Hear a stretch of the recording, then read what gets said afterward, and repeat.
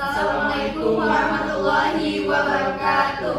Halo semuanya, welcome my channel and my team. Jadi pada kesempatan kali ini kami akan menjelaskan sedikit tentang satu materi yang terdapat di mata kuliah analisis pangan hasil pertanian, yaitu materinya adalah bilangan peroksida dan juga metode TBA. Nah, sebelum kita lanjut ke materi, kita perkenalan dulu dengan saya dan juga rekan-rekan saya. Kenalin, saya Cahya Dwi Putri. Saya Wahyu Satria Nugroho. Saya Zidni Oma. Saya Wulandari. Saya Mama Afidin Muhammad. Nah, inilah kami dari kelompok 1 akan menjelaskan mengenai materi bilangan peroksida dan juga metode TBA. Selamat menyaksikan. Baik, di sini saya akan menjelaskan tentang bilangan peroksida. Bilangan peroksida adalah suatu metode yang digunakan untuk melihat kualitas dari suatu minyak atau lemak dalam bentuk cairan. Pada dasarnya, kita meyakini bahwa pada minyak dapat terjadi proses oksidasi. Oksidasi pada lemak atau minyak dibantu oleh adanya oksigen dan terjadi secara spontan. Prinsip dari bilangan peroksida yaitu mengetahui kadar peroksida pada berbagai macam jenis minyak untuk menentukan degradasi atau derajat kerusakan pada lemak dan minyak.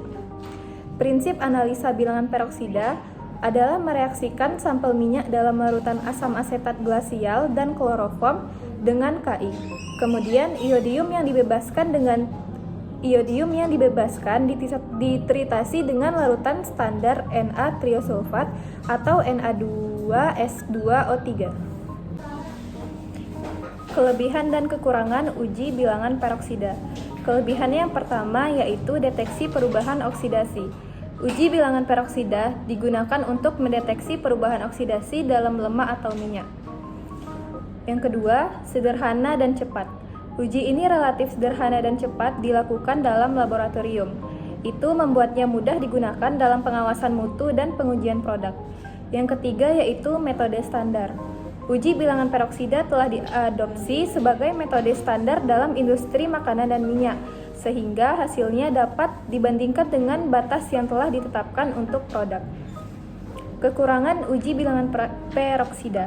Yang pertama yaitu hanya mengukur peroksida. Uji ini hanya mengukur peroksida, yang merupakan salah satu senyawa yang terbentuk selama oksidasi lemak, namun tidak memberikan gambaran lengkap tentang seluruh spektrum senyawa oksidasi yang dapat terbentuk. Yang kedua yaitu tidak membedakan jenis oksidan. Uji bilangan peroksida tidak membedakan jenis oksidan yang berkontribusi pada pembentukan peroksida. Ini berarti uji ini tidak akan memberitahu apakah oksidasi disebabkan oleh oksigen, radikal bebas, atau faktor oksidasi lainnya. Selanjutnya, rentan terhadap kesalahan. Uji ini dapat memberikan hasil yang rentan terhadap kesalahan jika tidak dilakukan dengan benar atau jika contohnya terkontaminasi dengan oksidator lain. Baik, di sini saya akan menjelaskan tentang cara kerja dari bilangan peroksida dengan titrasi iodimetri. Nah, yang pertama itu sampel dipindahkan ke dalam Erlenmeyer. Setelah itu sampel ditambahkan 30 ml larutan CH3COOH yang biasanya itu adalah larutan polar, dan kloroform itu biasanya adalah larutan nonpolar dengan perbandingan 3:2. Tutup dengan aluminium foil agar tidak teroksidasi. Selanjutnya campuran tadi kita aduk hingga sampelnya itu larut. Setelah itu barulah larutan Ki jenuh 0,5 ml ditambahkan menggunakan pipet tetes, lalu ditutup kembali dengan aluminium foil. Nah, fungsi ditutup dengan aluminium foil itu sama seperti sebelumnya. Lalu larutan didiamkan selama 1 menit, diaduk setidaknya 3 kali selama 1 menit, dan segera ditambahkan Aquades 30 ml. Sampel tersebut ditambahkan 1-2 tetes amilum 1%, kemudian dititrasi dengan larutan Na2S2O3 0,01 N. Selanjutnya, tetes demi tetes larutan tadi ditambahkan sampai larutan tadi itu berwarna putih. Nah, lalu kita analisa nih data yang dilakukan dengan menggunakan rumus bilangan peroksida. Rumus bilangan peroksida itu adalah bilangan peroksida sama dengan ml titrasi kurang ml blanco kali N kali 1000 per berat sampel. Keterangan dapat dilihat di slide. Nah, jadi itu tadi materi mengenai bilangan peroksida. Jadi kita sama-sama udah tahu kan bilangan peroksida ini apa dan cara kerjanya bagaimana serta prinsipnya itu seperti apa. Selanjutnya mari sama-sama kita simak dan kita saksikan apa sih metode dari TBA itu. Mari sama-sama kita simak di video selanjutnya.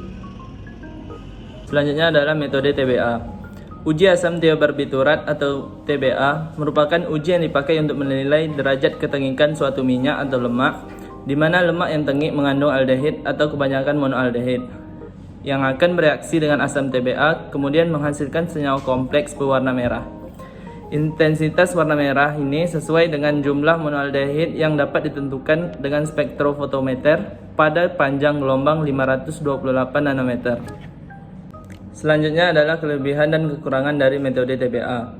Kelebihan penentuan bilangan TBA yakni reaksi TBA dapat digunakan langsung untuk menguji lemak dalam suatu bahan tanpa mengekstraksi fraksi lemaknya.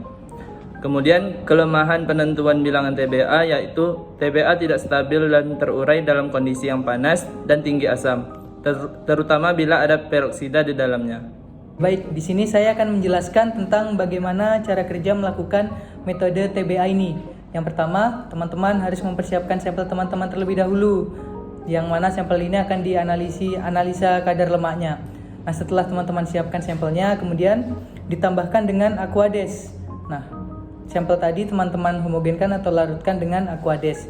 Setelah larut, kemudian teman-teman tambahkan NaCl ke dalam sampel tadi. Lalu setelah ditambahkan NaCl, dilakukan proses destilasi. Nah, kemudian setelah proses destilasi akan menghasilkan destilat.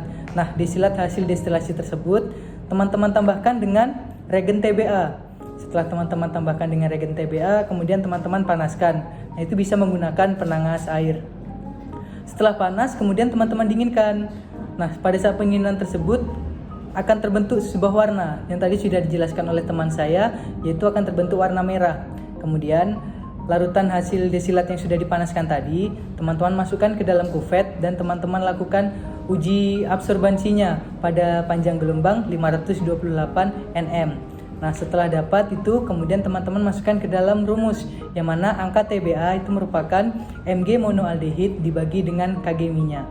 Nah, berdasarkan pemaparan materi yang telah disampaikan oleh rekan-rekan saya tadi mengenai materi bilangan peroksida dan juga metode TBA, makanya didapatkanlah kesimpulan yaitu analisis kadar lemak menggunakan uji bilangan peroksida dan TBA sebenarnya memiliki tujuan yang sama, yaitu untuk mengukur derajat ketengikan dalam minyak atau lemak.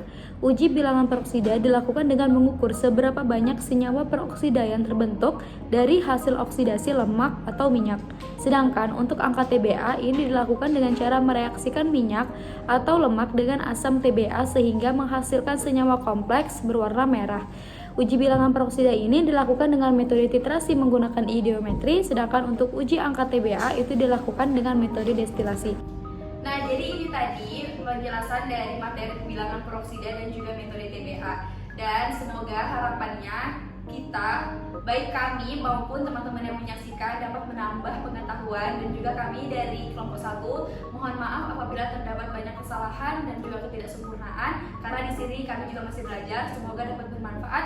Kami tutup. Wassalamualaikum warahmatullahi wabarakatuh dan terima kasih.